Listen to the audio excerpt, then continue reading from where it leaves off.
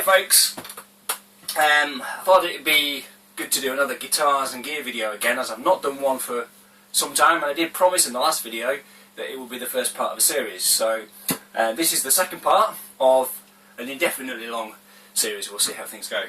So today's guitar is something a little different to the previous one. We're going electric this time, and this is a Gibson LPJ 2013 model in rubbed white, and this is my newest guitar. I got this just under a year ago, and it has very quickly become my favourite guitar, very quickly become my go-to guitar. So if I just want to play, but like I'm doing tonight, this is the one that I pick up.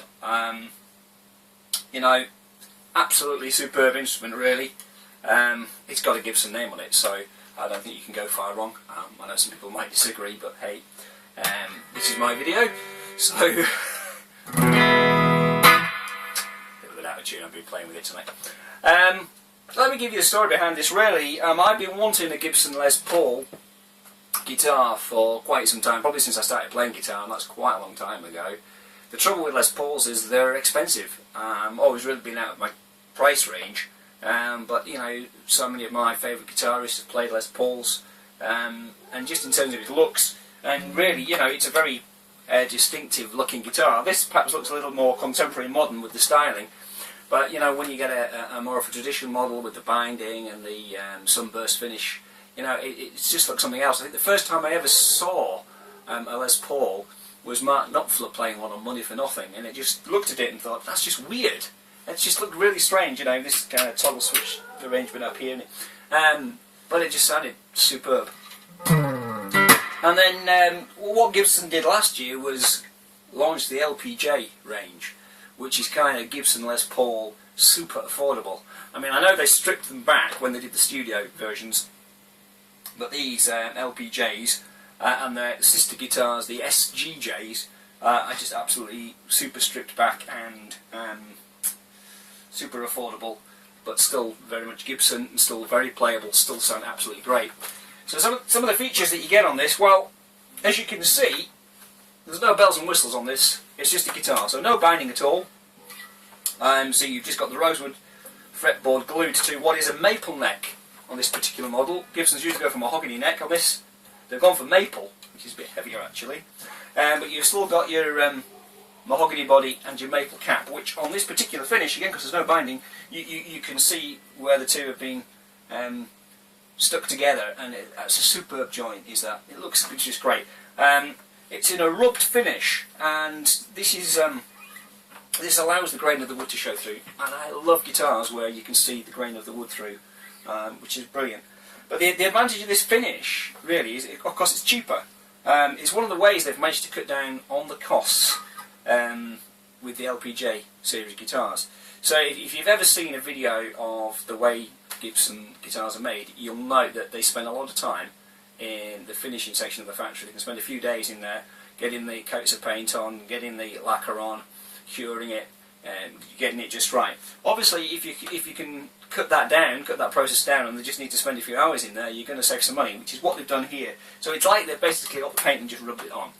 Now, so when you smell it, you get this kind of, you know, just rubbed wood smell, and it's still got the same smell after almost a year, which is great. So yeah, the finish is a bit thinner, but if you like it, it's a bonus, because A, it's a great looking finish, and you've not had to pay much money for it, which is great.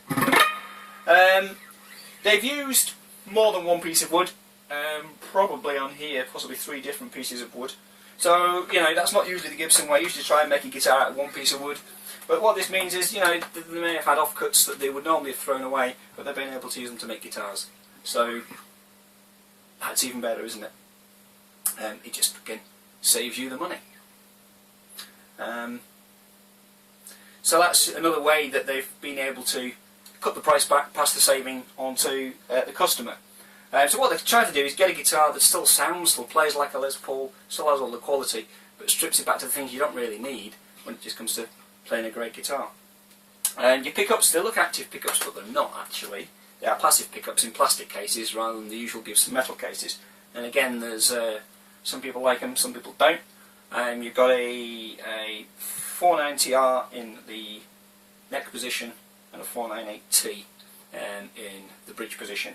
And these are great pickups. I was amazed when I got these because these are hotter than the active pickup in my other electric guitar. They really are good. So you know, the treble pickup's got all the kind of bite and pizzazz that you'd perhaps expect from a Gibson pickup, really. And then your rhythm. It's got that good bottom end, you know, a bit darker, you know, great for maybe jazz sounds, really.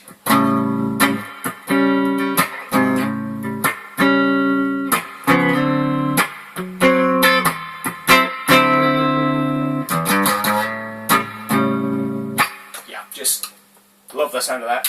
And then, because you know, if it wasn't, it cuts through a bit more.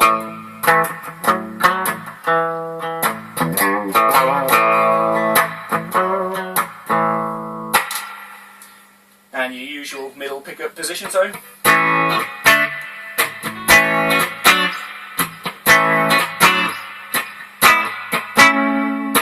So you've got a nice kind of in-between sound, and you can do great things with the, you know, because you've got your separate volume controls.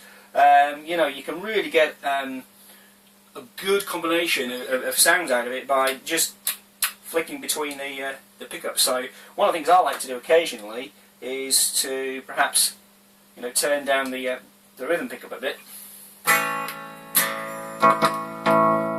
So when you get a boosty sort of sound, on the middle pickup you've got a bit of a bite, but on your treble,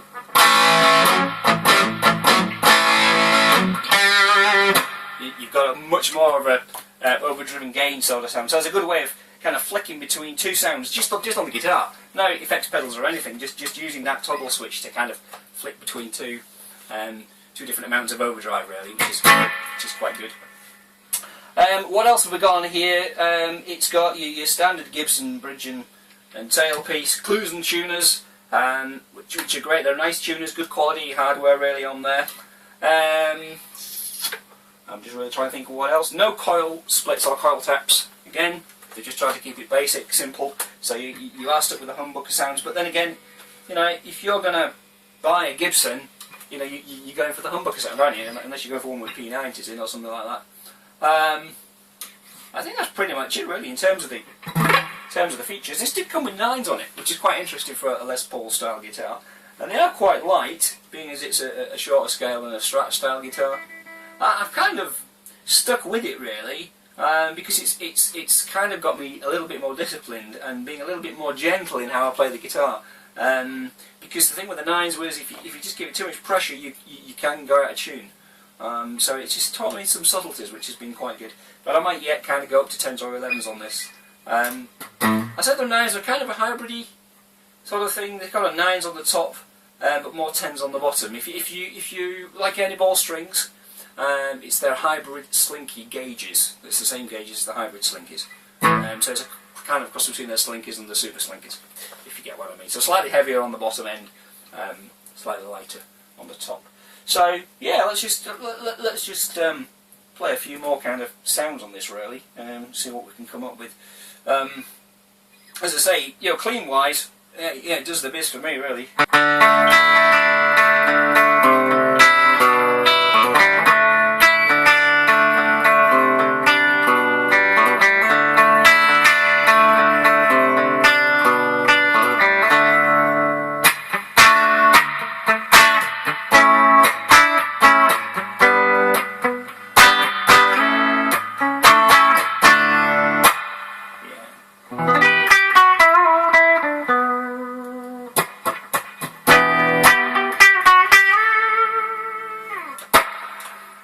But of course, you know, Gibson through a Marshall. I've got this going through a Marshall 75 watt reverb, but I'm using a Sims Watts 2B12 cab. So.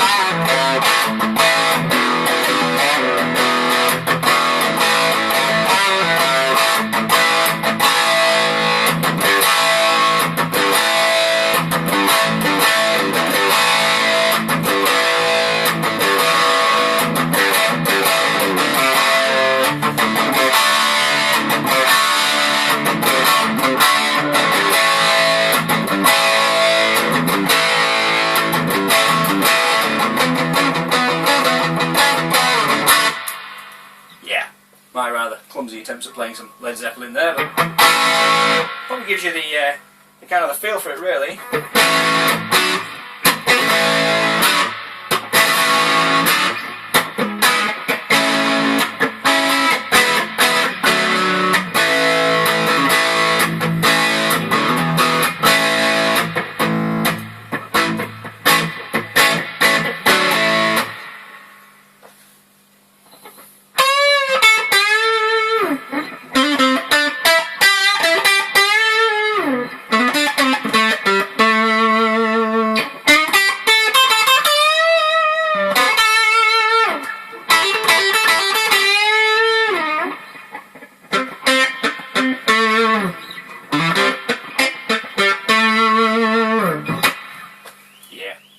Just love this guitar. You know, when you get a guitar and you just feels just set up right for you, you just really just enjoy playing it. This is kind of this guitar for me. So anyway, absolutely love it. If you do see these, I don't know if there's many 2013 models available. They have done 2014 models now, which is slightly different. The weight relief is different. Weight relief, didn't talk about weight relief. This is the modern weight relief on here. The 2014s have the traditional weight relief. Also the 2014s have different pickups to these. So slightly different specs. I don't know what the 2014s are like. But if you can get a 2013, get hold of one. Brand new, these were going for kind of about 550 quid. Don't know what it would have been in American dollars or whatever. You might be able to pick them up for cheaper than that now, I suspect you can. But they're a good guitar for the money. So thanks for watching the video, thanks for listening to my rather clumsy attempts to play some stuff you might know. You know, this is the Gibson LPJ.